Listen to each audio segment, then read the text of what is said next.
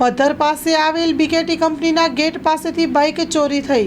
ભુજ તાલુકાના પદ્ધર પાસે આવેલ બીકેટી કંપનીના ગેટ નંબર 3 પાસે રાખેલી બાઇક ચોરાઈ ગઈ હતી।